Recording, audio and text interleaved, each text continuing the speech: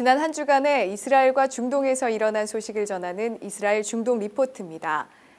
여전히 이라크는 이슬람 국가 IS의 테러와 위협에 몸살을 겪고 있는 가운데 이스라엘 병원이 팔레스타인 무장정파 하마스 지도자의 딸을 치료해 준 것으로 밝혀져 인도적 협력이 이루어지고 있음이 드러났습니다. 지금부터 이 소식을 자세히 전해드리겠습니다. 이스라엘 병원이 오랜 숙적인 팔레스타인 무장정파 하마스 지도자의 딸을 치료해 준 것으로 밝혀졌습니다. 이에 따라 가자 유혈 사태 이후 양측 간의 인도적인 협력을 보여주는 사례라는 평이 이어지고 있습니다. 타임스 오브 이스라엘, 로이터 등은 이달 초 하마스 지도자 이스마일 하니에의 딸이 이스라엘 텔아비브의 한 병원으로 실려와 약 일주일간 치료를 받았다고 보도했습니다.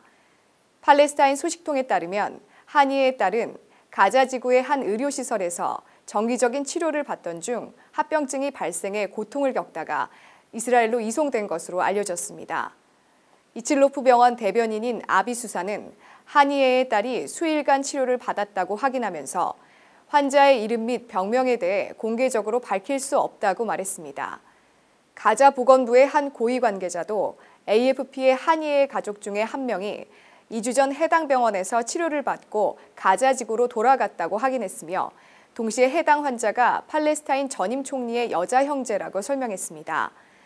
이스라엘 당국은 가자 지구 주민들의 이스라엘 입국을 허용하지 않고 있지만 응급치료가 필요한 환자들은 본토의 의료시설에서 치료를 받을 수 있도록 하고 있습니다. 다음 소식입니다.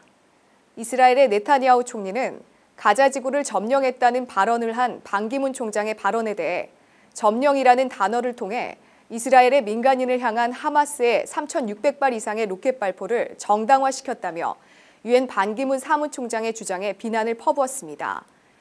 네타냐후는 가자의 점령이라는 개념 자체가 2005년 이스라엘의 가자 지구 철수 이후로 무의미해졌음을 먼저 지적하면서 가자로부터 터져나오는 폭력 사태의 근원은 이스라엘이 가자를 점령한 것 때문이 아니다.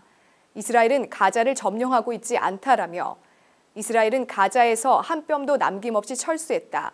우리는 모든 정착촌들을 뿌리 뽑았고 모든 정착민들을 끌어냈다. 그러므로 이스라엘은 전혀 가자를 점령하고 있지 않다라고 말했습니다. 그리고 하마스가 유엔 시설을 이용하여 국제법을 위반했음에도 불구하고 반기문이 하마스의 로켓 폭격을 정당화하고 있음을 지적했습니다. 또한 네타냐후 총리는 올 여름 폭력 사태의 근본 원인은 하마스가 이스라엘 도시들을 폭격했기 때문이며 유엔 학교들에서 로켓들이 발견되었을 때 일부 유엔 관료들은 그것들을 하마스에게 돌려주었다라고 말하며 열변을 토했습니다. 다음 소식입니다. 이라크 수도 바그다드의 한 시아파 사원에서 자살폭탄 테러가 발생해 19명이 사망했습니다. 사건 당시 사원에서는 장례식이 열려 인파가 붐비고 있었으며 부상자도 28명 발생했습니다.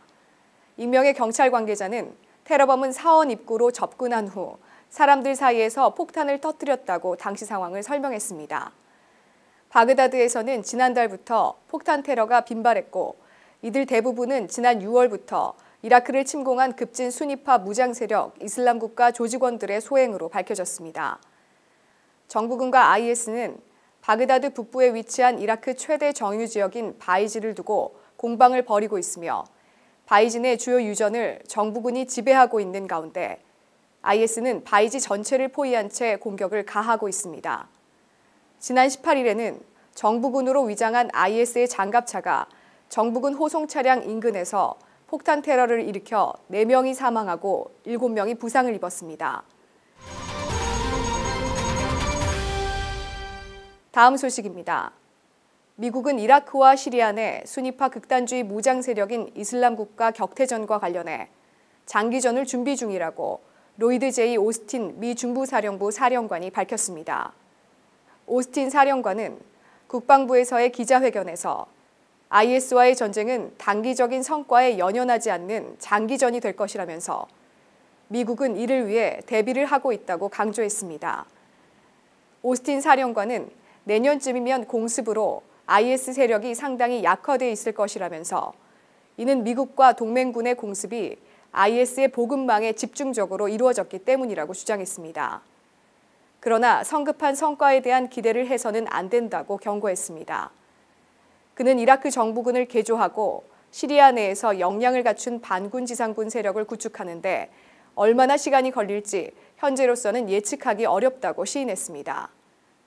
오스틴 사령관은 IS 격퇴전은 시간이 걸릴 것이고 이 과정에서 때때로 작전상 후퇴가 있을 수 있다면서 특히 이런 후퇴는 수년간의 방치와 엉터리 지휘부 때문에 전력이 약화한 이라크 정부군이 다시 재기능을 할 수 있도록 우리가 자문하는 초기 상황에서 일어날 수 있을 것이라고 덧붙였습니다.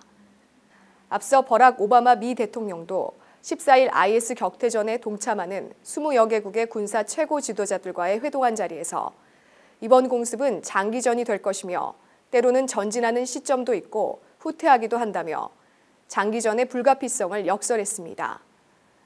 이스라엘 중동 리포트 오늘 순서는 여기까지입니다.